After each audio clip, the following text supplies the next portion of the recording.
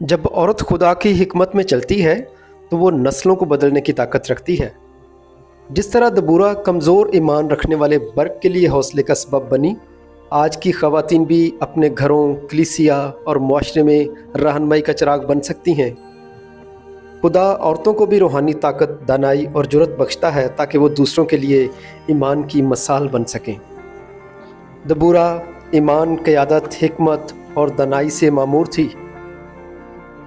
خداوند نے بنی اسرائیل کو حکم دیا تھا کہ جب وہ کنعان کی سرزمین میں بس جائیں تو غیر قوموں کی طرح مٹی اور پتھر کے بنے بتوں کی پرستش نہ کریں، لیکن جب تک کوئی خدا کا بندہ یا رہنما ان کی رہنمائی کرتا رہا وہ خدا کے وفادار رہے، اور جیسے ہی رہنمائی ختم ہوئی وہ غیر معبودوں کی طرف مائل ہو گئے۔ ان کی نافرمانی کے باعث خدا نے انہیں غیر قوموں کے ہاتھوں میں دے دیا جہاں وہ ظلم سہتے رہتے، لیکن جب وہ توبہ کر کے خدا کو پکارتے تو خدا ان کے لیے ایک رہائی دینے والا قاضی اٹھاتا جو نہ صرف جنگ میں رہنمائی کرتا بلکہ امن کے دنوں میں بھی ان کا انصاف کرتا۔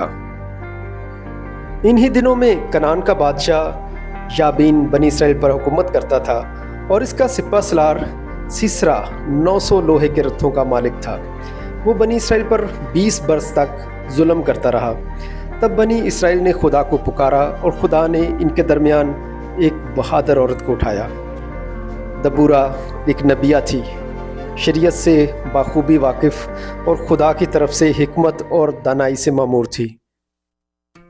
راما اور بیتل کے درمیان دبورہ کے کھجور کے درخت کے نیچے رہتی تھی، اور بنی اسرائیل اس کے پاس انصاف کے لیے آتے تھے۔ خدا نے دبورہ کے ذریعے ابی نوم کے بیٹے برق کو بلایا اور کہا، اور اس نے قادس نفتالی سے ابی نوم کے بیٹے برق کو بلا بھیجا اور اس سے کہا کہ کیا خداوند اسرائیل کے خدا نے حکم نہیں کیا کہ تو تبور کے پہاڑ پر چڑھ جا اور بنی نفتالی اور بنی زبولون میں سے 10,000 آدمی اپنے ساتھ لے لے، اور میں نہر کیسون پر یابین کے لشکر کے سردار سیسرا کو اور اس کے رتھوں اور فوج کو تیرے پاس کھینچ لاؤں گا اور اسے تیرے ہاتھ میں کر دوں گا۔ لیکن برق کا ایمان کمزور تھا۔ اس نے دبورہ سے کہا، اگر تو میرے ساتھ چلے گی تو میں جاؤں گا، اور اگر تو میرے ساتھ نہیں چلے گی تو میں نہیں جاؤں گا۔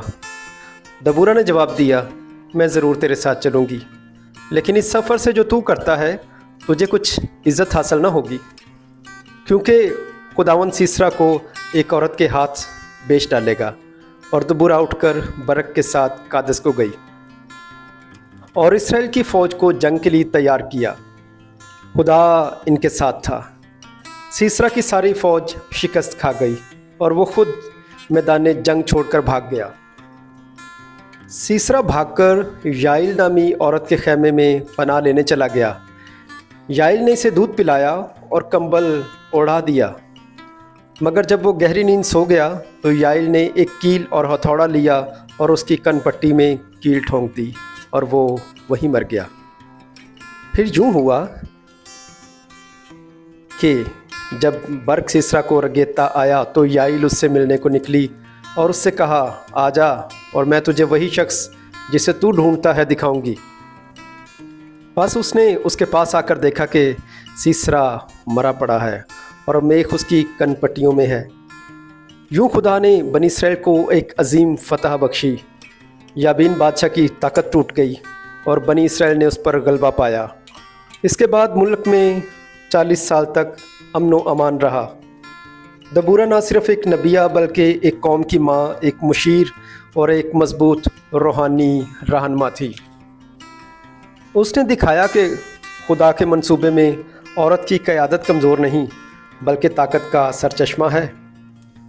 جس طرح دبورہ کمزور ایمان رکھنے والے برق کے لیے حوصلے کا سبب بنی، آج کی خواتین بھی اپنے گھروں، کلیسیا اور معاشرے میں رہنمائی کا چراغ بن سکتی ہیں۔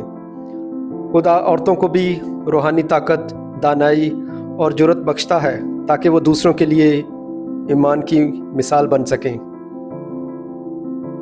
یہ کہانی آپ مسز ریورنڈ شہباز انجم کی کتاب خواتین بائبل سے سن رہے ہیں۔ دبورہ ہمیں یہ سکھاتی ہے کہ جب ایمان کمزور ہو تو ہمیں خوف کی بجائے خدا کی قوت پر بھروسہ کرنا چاہیے، کیونکہ جب عورت خدا کی حکمت میں چلتی ہے تو وہ نسلوں کو بدلنے کی طاقت رکھتی ہے۔